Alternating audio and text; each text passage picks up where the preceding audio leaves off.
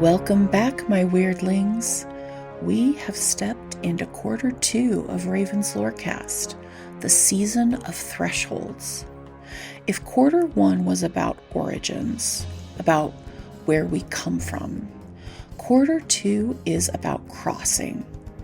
Crossing out of what no longer fits, crossing toward what is becoming, crossing the quiet line between survival and alignment. You don't have to be perfect to cross. You only have to be willing. So wherever you're listening from, I'm glad you're here. Because this quarter, we are not chasing perfection. We are practicing becoming. All right, weird ones. Wit, wisdom, witchcraft. Let's begin.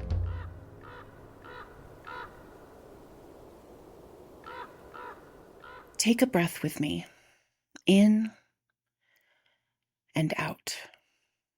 Good. Because tonight's episode is, honestly, a little dangerous. Not because it's dark, not because it's heavy, but because it might make you loosen your grip on things you've been white-knuckling for years. Tonight, we're talking about mortality. And before you flinch, before your brain tries to spirit away from the word like it's a haunted house, I want you to hear me. This is not a doom episode. This is not a fear episode. This is not me lighting a candle and whispering, "One day you will be bones." Although technically, yes. But we're not doing that vibe tonight. We're doing something older, something sacred, something that shows up in mythology across the world again and again. The idea that the universe isn't cruel, it's just temporary. Mortality is not a curse. It's the reason anything matters at all. Because if you lived forever, you'd never say "I love you" like you mean it. You'd never take the trip. You'd never stop waiting for someday. You'd never risk being seen. Mortality is the deadline that turns life into art. And here's the twist, the part people forget. The old stories didn't treat mortality like a tragedy. They treated it like a cosmic joke. Not the mean kind, not the mocking kind, the kind that cracks you open, the kind that reminds you that you are not here to be perfect. You are here to be alive. So tonight, I want you to do something simple. Put one hand on your chest, just for a second. Feel the warmth. Feel the pulse. That's your proof. You are here, right now.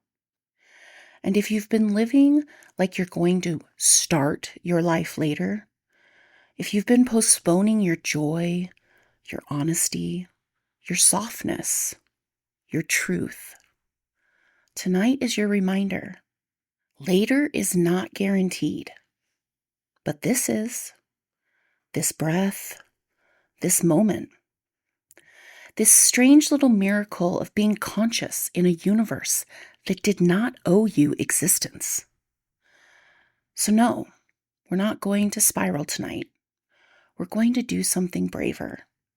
We're going to laugh. We're going to loosen the chokehold of control. We're going to remember that sometimes the holiest thing you can do is stop taking yourself so damn seriously. All right, sweeties, let's step into the lore and meet the ones who've been laughing at our seriousness since the beginning, the tricksters.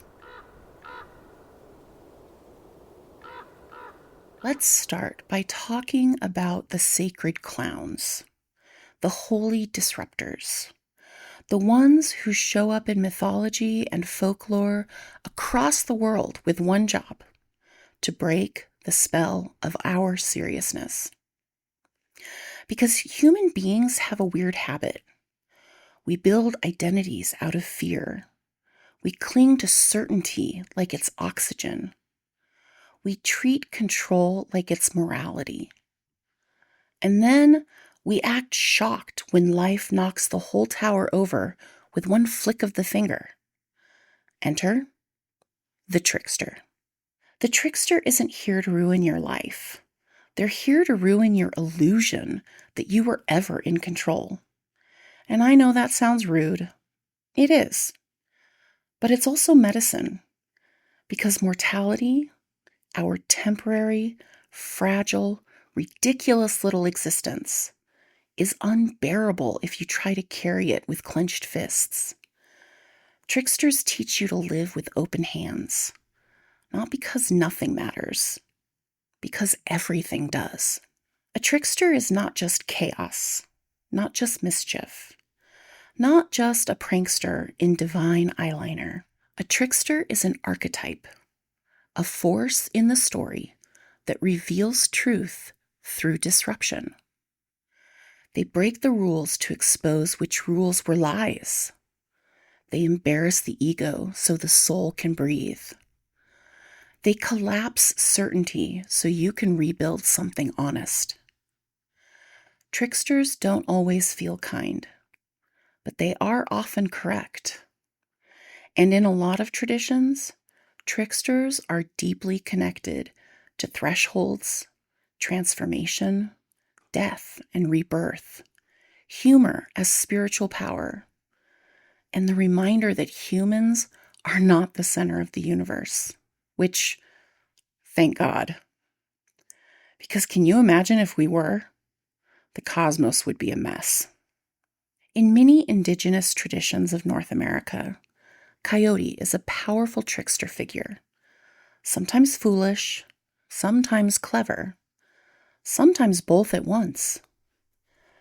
Coyote teaches through consequences, not in a moralizing way, in a touch the stove and learn what heat is way.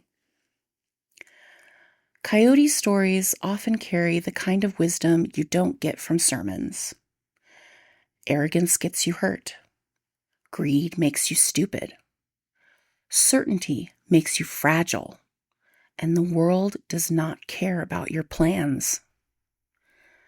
Coyote is the voice of the universe saying, you can either learn with humility or you can learn with bruises. And mortality? Mortality is the ultimate consequence lesson, not as punishment, as reality. In West African and Afro-Caribbean traditions, Anansi is the spider trickster, clever, hungry, relentless. Anansi doesn't win through strength. He wins through story, through wit, through audacity. Anansi reminds us that the powerless survive by being brilliant. And when we're talking about mortality, Anansi carries a fierce truth. You cannot outmuscle the universe, but you can outwit despair. You can tell a better story about your life than the one fear is writing for you. In Hindu tradition, Hanuman is not always framed as a trickster in the classic sense, but he carries a trickster's medicine: humility that becomes power, devotion that breaks the impossible, laughter that refuses despair. Hanuman is a reminder that seriousness is not the same thing as reverence. You can be devoted and still laugh. You can be sacred and still playful. You can face death and still love life like it's a feast. Across multiple cultures, the hare appears as a trickster. Small, quick, underestimated. The hare survives not by dominating, but by refusing to play the game the way the predator expects. And that matters, because mortality makes predators out of time. Time chases. time bites.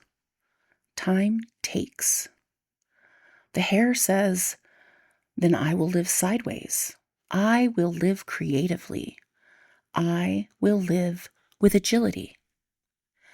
Sometimes the most powerful thing you can do in a mortal life is refuse to be predictable. In Norse mythology, Loki is a trickster whose stories can be funny, sharp, and brutal. Loki is the kind of archetype that reminds us chaos is not always cute. Sometimes it's corrosive.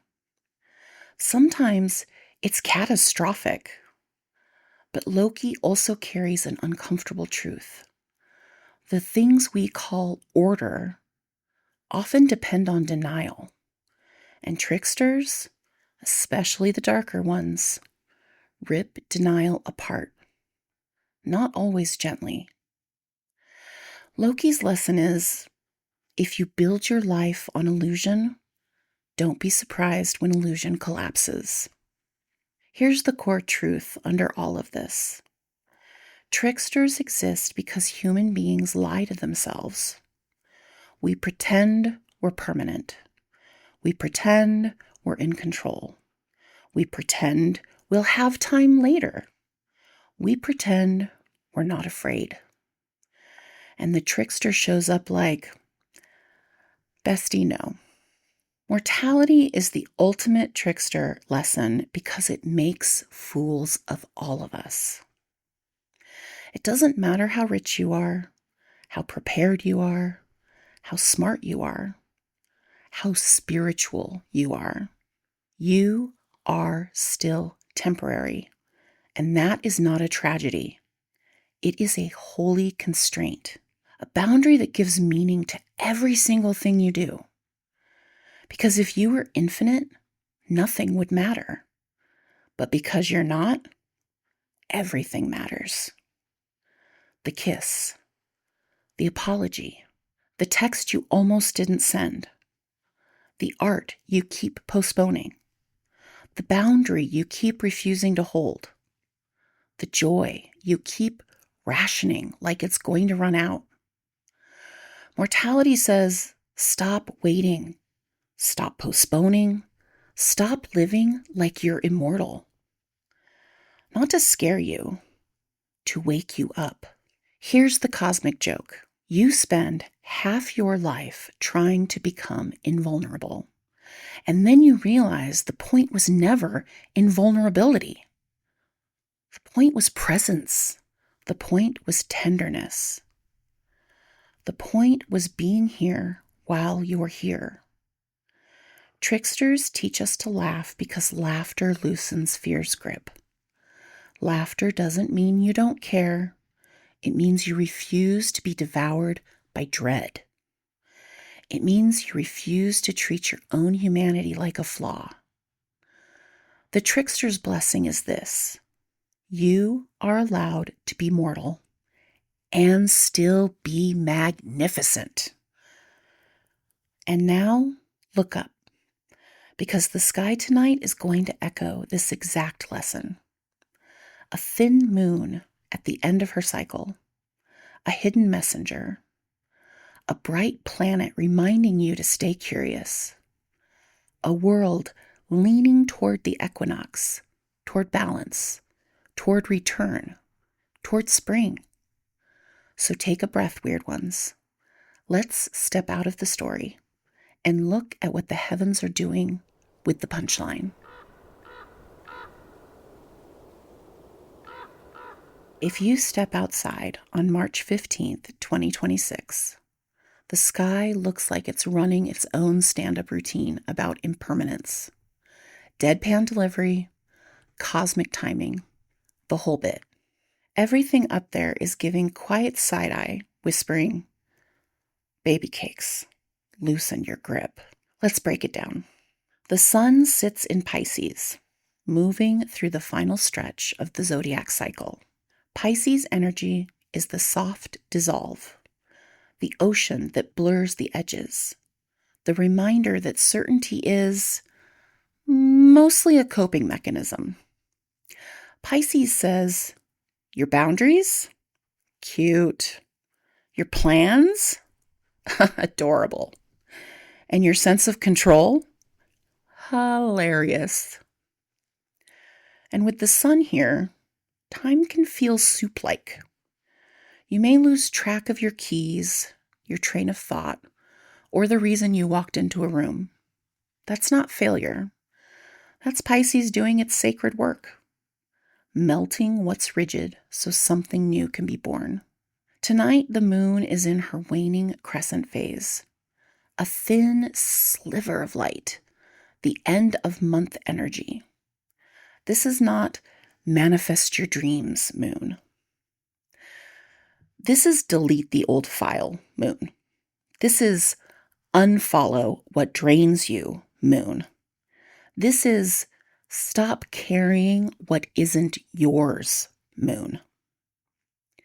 Astronomically, the moon is positioned near Capricornus and transitions toward Aquarius around this time. Symbolically, Capricorn says, what's the structure? Aquarius says, what's the liberation? So this moon is basically handing you a clipboard and a bolt cutter. It's asking what needs to be released so the next version of you has room to exist. Mercury is still in retrograde in Pisces, and right now it's not visible to the naked eye. The messenger is quiet, which means the message is internal. This is a week for rethinking, revising, remembering, rereading your own emotional history like it's a text you finally understand. Mercury retrograde in Pisces doesn't just scramble schedules. It stirs the deep waters. You may feel more sensitive, more intuitive, more nostalgic, more, why am I crying over a song from 2009? Correct. That's the retrograde doing its job. Not to punish you, to return you to yourself. In the western sky, shortly after sunset, Venus and Saturn are still visible as a pair, slowly drifting farther apart since their close conjunction earlier this month. Venus is the bright one. Saturn is the quieter dot nearby. And even as they separate, the symbolism stays delicious. Venus says, what do you love? Saturn says, what will you commit to? This isn't romance as fantasy. This is desire with a spine. This is the sky reminding you that becoming isn't just spiritual. It's practical. It's made of decisions you repeat. Now look higher in the sky and you'll see the brightest planet of the evening, Jupiter, shining strong in Gemini. Jupiter is the cosmic teacher, the expander, the try again energy. And Gemini brings curiosity, questions, multiple truths existing at the same time. So Jupiter in Gemini is the sky saying, you don't need certainty to move forward. You need curiosity. Ask better questions. Laugh at your own rigidity. Stop treating your current perspective like it's the final draft of reality. Mars is technically there, but it's difficult to observe right now. Low in the pre-dawn sky, faint, close to the horizon. And honestly, it's kind of perfect for this episode, because Mars is the part of you that wants to push, to force, to fix, to control. And the sky is like, sweetie, not today. This week is not about brute force. It's about timing. It's about letting things ripen. It's about understanding that some forms of power are quiet. And here's the bigger seasonal truth. The spring equinox is 5 days away on March 20th, which means the whole planet is leaning toward balance. Night and day equalizing. the light returning, the wheel turning. Even if your personal life feels chaotic, the earth is still doing what she does, moving forward. And that's the joke, isn't it? You can be heartbroken and the daffodils still show up. You can be exhausted and the sun still rises. You can be terrified of change and the seasons still change anyway. The cosmos does not pause for our anxiety, not because it's cruel, because it's faithful. So what does this sky mean for mortality? This sky isn't mocking you. It's mirroring you. Everything happening tonight says, let go of the illusion of permanence. You are temporary, and that is what makes you luminous. The waning crescent says, release. Pisces says, soften. Mercury retrograde says, revise. Venus and Saturn say, commit to what matters. Jupiter says, stay curious. The equinox says, balance is coming. The sky shrugs and whispers, you don't get to keep everything, so love what you can while you can. And if you can find one place to laugh tonight, lovingly, not cruelly, you've just practiced the oldest magic the tricksters ever taught, the holy art of not taking yourself so damn seriously. All right, weird ones, welcome to the part of the episode where we stop pretending we're going to live forever. Because if you take nothing else from tonight, take this. You are here for the blink of an eye, a breath, a spark, a ridiculous little flicker of consciousness in a universe that is wildly indifferent to your to-do list. So why? Why do so many of us live like pleasure is something we have to earn? Like joy is a luxury item? Like softness is irresponsible? Like delight is only allowed after we've suffered enough to deserve it? No, sweetie, that's not discipline. That's spiritual austerity cosplay. And it's one of the oldest scams in the world. So tonight, our kitchen witchery is a ritual of holy defiance. We are making a dessert that tastes like you remembered you're alive. Something warm, something rich, something absurdly unnecessary. Because the point isn't indulgence for indulgence's sake. The point is this.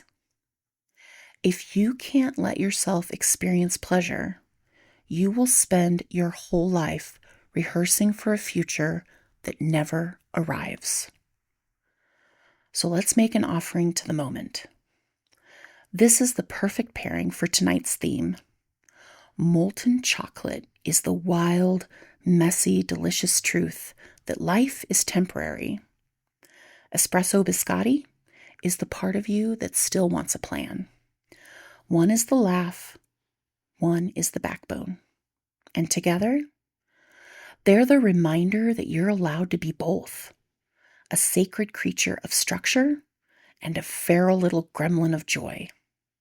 Let's begin with part one, the molten chocolate, yes, I'm alive cups. They're small, rich, and dramatic, like all good magic. These ingredients make 4 small servings. 4 ounces dark chocolate chopped, a 1/4 cup butter or coconut oil, a 1/4 cup sugar, 2 eggs or flax eggs, 1 teaspoon vanilla extract, 2 tablespoons flour or gluten-free flour blend, a pinch of salt, a pinch of cinnamon or even cayenne for the universe has jokes energy. Just to remind you, the flax egg, if needed, is 2 tablespoons ground flax and 5 tablespoons warm water, and let it sit for 10 minutes. The instructions. 1. Preheat the oven to 425 Fahrenheit or 220 Celsius. 2. Grease 4 ramekins or muffin cups. 3. Melt chocolate and butter together, microwave or double boiler. 4. Stir in sugar. 5. Add eggs and the vanilla and whisk until smooth. 6. Fold in flour and salt, but don't overmix. 7. Pour into cups and bake 8 to 10 minutes. You want the edges set and the center still molten, because tonight's theme is not perfect. It's real. This dessert is the part of you that says, I am done postponing joy. Molten chocolate is not practical. It's not necessary. It's not efficient. It is pure, ridiculous, embodied pleasure, which is exactly why it's sacred. For the second part of tonight's recipes, we have the espresso biscotti. Crunchy, structured, dunkable, devoted. Let's begin with the ingredients.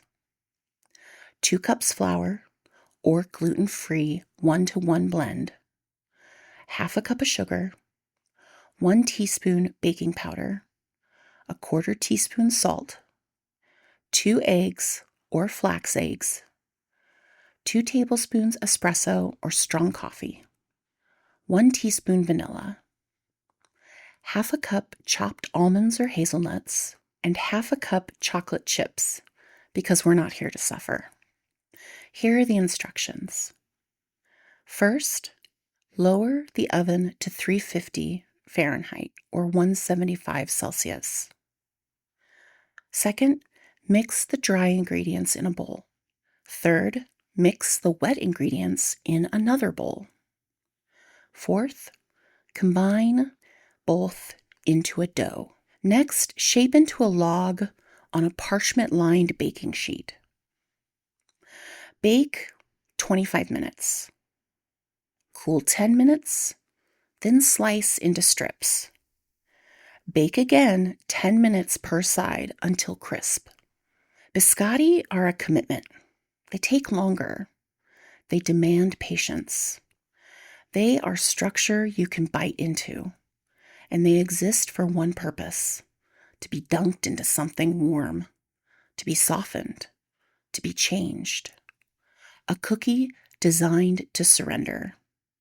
If that's not mythology, I don't know what is.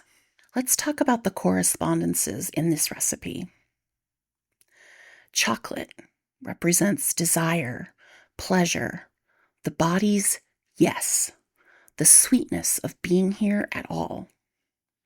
Coffee or espresso is awakening, clarity, the I'm alive and I'm paying attention.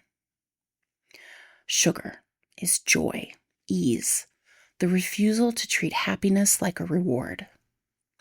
Heat is transformation, alchemy, the trickster's grin.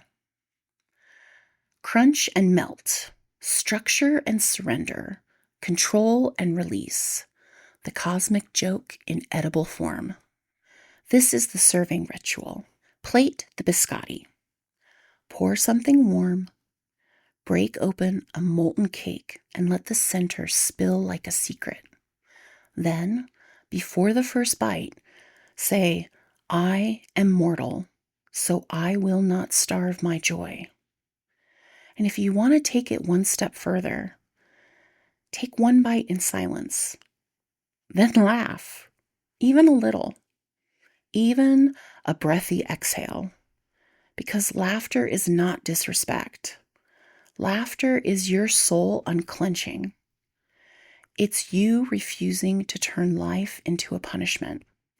Now let's talk about leftovers magic, because we're practical witches too. Biscotti keep beautifully for a week in an airtight container. Molten cakes can be baked fresh again or eaten like brownies. If you freeze anything, label it like a love letter to future you.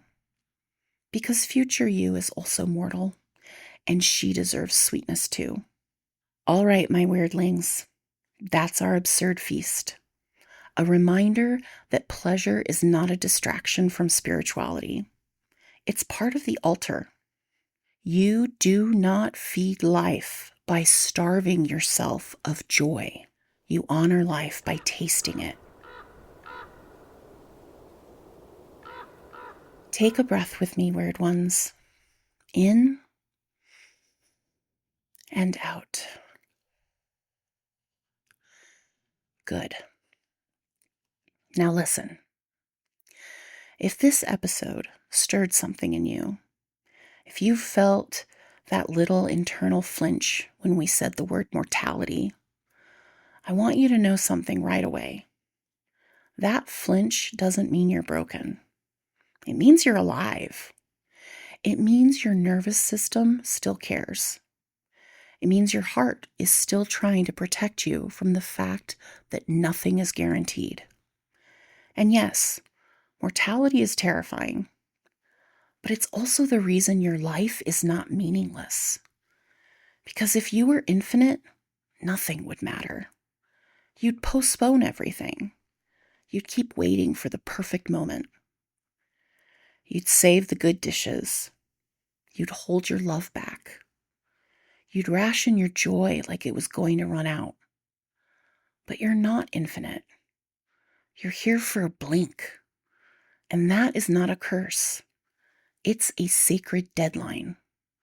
It's the reason the smallest things are holy. The first sip of coffee. The warm weight of a pet curled against you. The song that makes your chest ache. The laugh that escapes you at the worst possible time. The way sunlight hits your hands like it's blessing you on purpose. So here's what I want you to take with you tonight. You do not honor life by starving yourself of pleasure. You do not become good by becoming joyless. You do not prove your worth by suffering.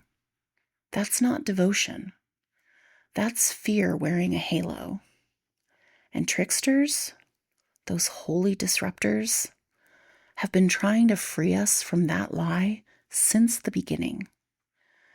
They whisper, "Stop acting like you'll live forever." Not to scare you, to wake you up, to make you present, to make you brave enough to taste your own life while it's still warm. So tonight, let this be your spell. Choose one small pleasure on purpose, not as a reward, as a ritual. A hot shower, a bite of something sweet, a walk outside, a text to someone you love, a nap you stop apologizing for. And when your brain tries to argue with you, when it starts listing all the reasons you don't deserve it, I want you to answer with the simplest truth in the universe. I am mortal, so I will not postpone my joy. That's it. That's the magic. Not perfection, not productivity, presence.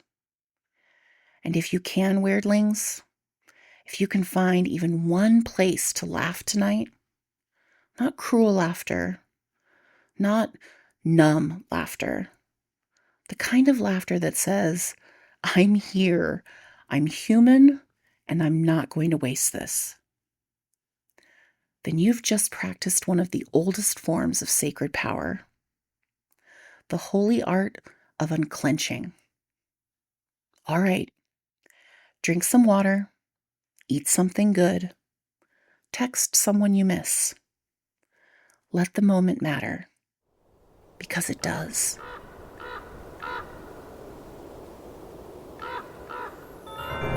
If tonight stirred something in you, if a story caught, if a ritual settled into your bones, if a truth followed you into the quiet, that's the work. Quarter 2 is about thresholds, and thresholds aren't destinations, they're decisions. If you'd like to keep walking with me between episodes, you can find Raven's Lorecast on Facebook, Blue Sky, Twitter, Pinterest, and TikTok. You can find me on Instagram at ravens_lore_cast. These are where the conversation continues, the visuals unfold, and the circle stays open. If you're called to go even deeper, the Patreon door is there when you're ready. No pressure, no chasing. Just another threshold you can step through when it feels true. Until next time, wit, wisdom, witchcraft. See you at the doorway, my weirdlings.